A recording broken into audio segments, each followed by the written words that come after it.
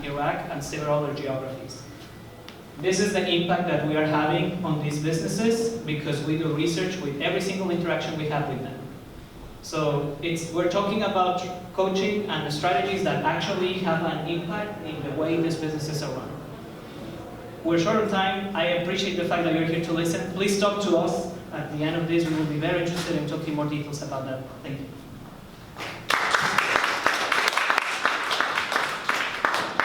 That was 5 hours worth of content packed into 4.5 hours. No, I'm kidding. Maybe 45 minutes. But, all right, so that was fantastic. I'm going to just plant the seed in everybody's mind. There's more coming from this initiative. You're going to hear a lot more about it. There's a couple things in the work in the background. Stay tuned. And then our next presenter, we've been adjusting the schedule. Our next presenter is one of the key people working on the UN LDC economic modeling team.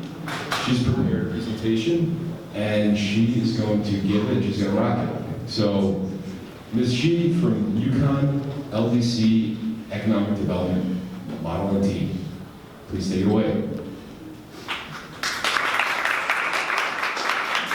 Thank you very much. And I'm actually the PowerPoint.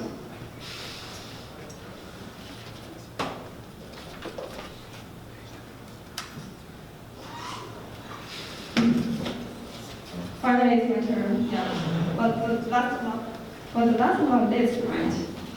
Waiting is worse.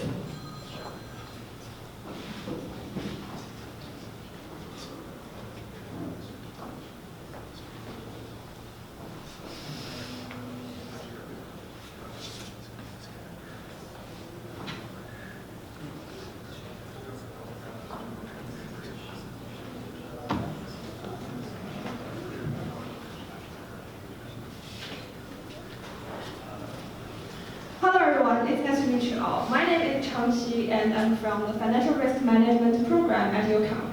And I'm going to graduate in December. Today, I will, thank you very much. Okay. And today, I will present our project for I will start with offering a comprehensive overview of our project. Following that, I will delve into the factors and countries we are researching and methodology. Finally, I will give you the conclusions and some future insights about our project. Okay, let's start our overview. We are guided by the 17 Sustainable Development Goals, with the first goal being no poverty, which is at the heart of our focus. Did you know that? In the wake of the COVID-19 pandemic, global poverty saw an increase for the first time in years. And this increase has the most profound impact on less developed countries. We are dedicated to using our model to assist these nations in finding the most effective path out of poverty, even with their limited resources. And by harnessing the power of our model, we are taking a significant step toward a more equitable and sustainable future for all. This endeavor also presents a unique opportunity, one that aligns seamlessly with the requirements of ESG investments for business. ESG means environmental, social, and governance. I know everybody knows it. I just want to explain it. By committing ourselves to this noble cause, we are not only addressing a present local issue, but also making strides towards fulfilling corporate ESG investment criteria. And in our research endeavors, we have directed our attention to the least developed countries in the following 5 factors. They are education, power, water, road, and health. These dimensions match like the no poverty goal I mentioned earlier, but they are integral components of the Sustainable Development Goals. We can view them as sub-goals that are instrumental in our collective mission to eliminate poverty. And what's important to note is that 5 dimensions are not separate entities, but interconnected and mutually reinforcing. To better study our real impact in these 5 dimensions, we selected 4 countries from the pool of the least developed countries. They are Haiti, Mauritania, Zambia, and Bangladesh. Our selection process considered various factors, such as diverse climates, locations, and available resources. More importantly, each of these countries represents one of the 5 aspects mentioned above. For example, we have a graph of Haiti. After enduring 2 hurricanes in 2008 and a major earthquake in 2010, nearly 74% of its electricity infrastructure was destroyed, and 78% of its roads were damaged. The entire nation virtually paralyzed. And on the other, for the Mauritania, it had grappled with literacy rates stagnating at around 60% for over 2 decades. This means that nearly 40% of its population lacks access to education, underscoring the pressing need for education development. And Zambia faces significant health challenges, with nearly 1/6 of its population diagnosed or suspected with HIV. Lastly, let's turn our attention to the Bangladesh, where over half of its population relies on untreated water resources for drinking, posing serious public health risks. After introducing the scope of our research, let's delve into the methodology part we employ. Okay, firstly, I will introduce the relative input of the model we used. And in this model, the economy is divided into multiple production sectors, each mutually producing goods and services for one another. And output is always calculated using the matrix. But at its core, the model operates on a fundamental assumption: whatever is produced will be eventually consumed. In the simple terms, I think it can be explained as the total input will always equal to the total output. And the model has 2 classifications. The first one is closed model, and the second one is open model. For the closed model, it's more likely the economy of an isolated nation, I think, because it assumes that all produced will be consumed in the domestic production. But in contrast, the open model applies to the economies of most countries, being more realistic, and it caters not only to the internal demand, but also external demand. To illustrate the practical applications of these 2 models, I want to use 2 examples to explain. One is for simple electricity model, and the other one is the complex electricity model. In the simple electricity model, this model forms the foundation of our research, and we make 2 fundamental assumptions for it. The first one is that we don't consider other ways of producing the electricity other than burning coal. It means that we just consider one way to produce electricity in our model. Of course, we know that there are several different methods of generating electricity, like solar power or wind energy. But for the sake of simplicity of our model, we are just focused on the coal-fired electricity generation. And the second assumption is that there is a clear trade-off between the costs of coal-fired electricity generation and coal mining. For the least developed countries, financial resources are very limited. So we don't assume that they can invest both in mining to increase their electricity production capacity and in reducing the transmission losses during electricity transport. To illustrate this assumption, I will give you guys an example. Imagine a country with only $1 million available for investing in their electricity infrastructure. If they decide to allocate more of that budget towards coal mining, they can generate more electricity. However, there is a catch. By doing so, they have less money available for investing in improving the transportation infrastructure, and they might have to use cheaper materials that you increase the electricity losses during their transportation. Here comes to the most interesting part here. What you can see on the left side is our input-output matrix, and each vector within it holds a distinct significance. Let's break it down. EVA1 means that how much electricity we require to produce and deliver 1 unit of electricity to our customers. And A12, A21, A22 have its own meaning, and we can show it on our slides. Then, after understanding the whole operating logic of the closed model, let's take a look on our open model. Using electricity in Haiti as an example, in the open model, we need to consider more factors as inputs. So it will include the education, technology, real estate, electricity, and etc. So there are a lot of assumptions generated, and we use this table to quantify our assumptions. We collected a big amount of data and conduct estimations and calculations. Here is our calculation process. It looks very complex, right? But yeah, we have done it, and then we can get our conclusion. We have some interesting numbers. They show up here and say that, based on our assumptions, about 25% more technical people are needed, and it belongs to education invest.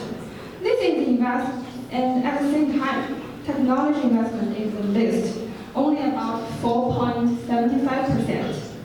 In this conclusion, the same as everyone expected, but to be honest, it is not the same like what I think about. Yeah.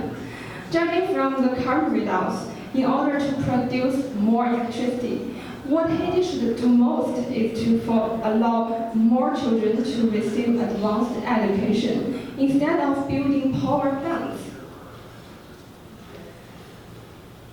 And based on thinking about this current stage, our team has some thoughts about future. The first one is focused on the SDGs, right? The realizations of sustainable development goals can only be achieved with the investment and the progress in education, health, science and technology, or etc. But the best way for each country is different because the problem they faced and the existing fundamentals are different, which requires more thinking and research for everyone. And the second point is about the potential opportunities. LDC is full of the market potential. Education investment, road investment, power investment, so many different parts of investments. And at the same time, some LDC countries may be rich in invest to gain access to some resources like agricultural products or some green energy. Okay. And this is all the current research results of our team. And thank you for your time to listening. Discussion and questions are very welcome.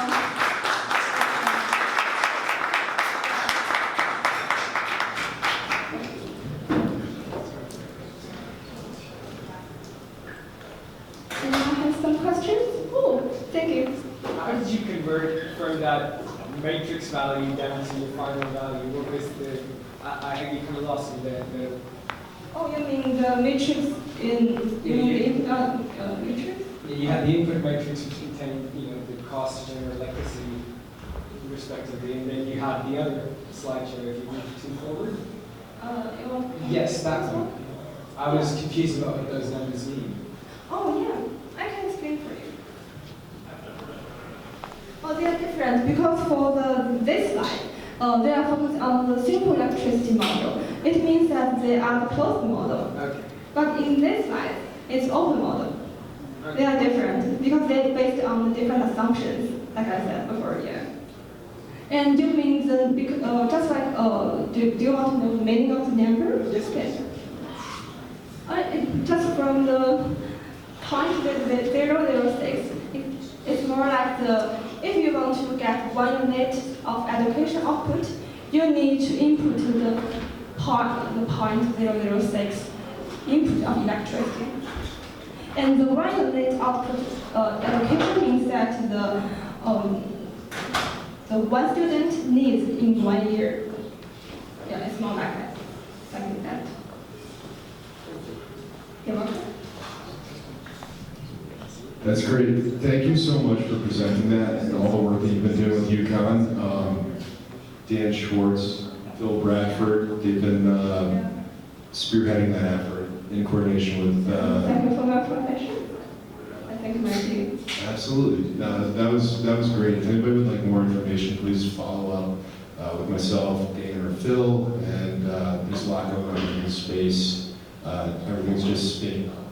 So thank you so much for your work. Oh, And the thank you. presentation was great. Yeah. I'm going to graduate in December, and I'm looking for the full-time job opportunity. If someone is interested, please contact me, please. Thank you.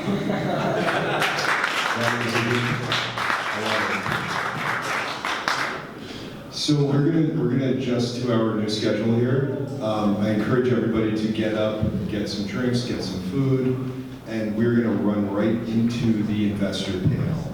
The investor panel is gonna be kicking off in about 20 seconds, 30 seconds, and we have a great representation in the investor world, from private family offices to multinational investment technology transfer arms, to the highest level mega cap ESG expression of investments from 401ks.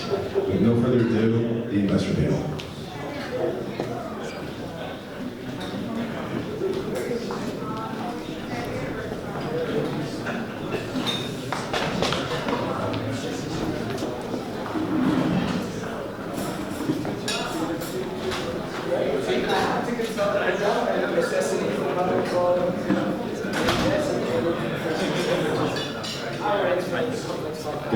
And as we're getting into food, can we try to do it, let's do it quietly, because we're going to jump right into the content. So if we could do it quietly and reconvene back at our seats, that would be fantastic. Thank you guys so much for being flexible. Thanks, Matt. I was going to say that Ryan is a hard act to follow. Go Big Red, alumni as well. I just linked in with you because, so my name is Christine Chang, and when my husband and I started dating, he told me that there are 34 Christine Changs on Facebook alone in New York City, so I wanted to be his Facebook friend. I would have to Facebook him. So I've linked in with you, where I've made the... I will accept the request. Oh, Thank you. excellent. It's exciting. Thank you, everybody. Tonight, I was an English major, actually, class of 95, so I'm actually going to use my notes, if that's okay. I was just saying to Matt, as the last panel, it's always, I'm always between the cocktails and there's only the panel between the cocktails. So I actually said, go ahead and get everyone fed. My parents had a Chinese restaurant for 30 years. I can totally appreciate that. So very delighted to be with you guys tonight. What I will say is this is going to be the best panel, an interesting panel, because we are actually have sat in the seat and are in the seat of allocators. So come and talk to us afterwards. And let me just start real quickly. The panel is about impact investing at every stage and the perspectives from us investors. For myself, I'm in microfinancing. I've served as CEO of Sixth Avenue Capital, which is finance U.S. small businesses with an emphasis in providing capital to women and minority-owned businesses through writing between $10 and $500,000 merchant cash advance checks as quickly as 24 to 48 hours. As an investor, as a part of TDD Angels, it's an angel investing group, writing $50 to $500,000 checks collectively on their equity. We typically make 2 investments a month. And Artesian Capital, which is a global green bond investment trader in sustainable impact. We are the largest early stage investor in venture capital in Asia Pacific. We focus on everything from clean tech, ag tech, ed tech, med tech, and female founders. We typically write checks between 5 and 50 million in that region. We are actually a B Corp and UNCDF signatory. And when I was at Credit Suisse, I was actually a fixed income emerging markets, and finally at AIM as a fund-to-fund global hedge fund and private equity investor. And with my hat of actually serving for 4 family offices, it's actually included all of the above. Great. Alex. Hi, I'm Alex Wright-Gladstein, and I'm the founder and CEO of Sphere. And at Sphere, we make it easy for every employer to offer climate-safe investment options and retirement plans. And my background is that I've been focused on turning around climate change, going way back. Decided I wanted to be a serial entrepreneur early on. Went to MIT for my MBA as an excuse to meet people inventing things across campus that could have an impact on climate. And met my co-founders for my first company there. They had invented the first processor to communicate using light. We spun that technology out in 2015. The company is called IR Labs, and we make data centers and supercomputers faster and more energy efficient by using light and data between chips. In 2017, we started offering retirement plans to employees, and I asked our providers for a climate-friendly option in the plan, and it took over 3 years and a lot of persistence to get a single climate-safe option. And I just couldn't believe how long it took, how hard it was. I started looking into it, talking to as many people as I could in the 401k space, and ended up realizing I wasn't alone. Over 99% of Americans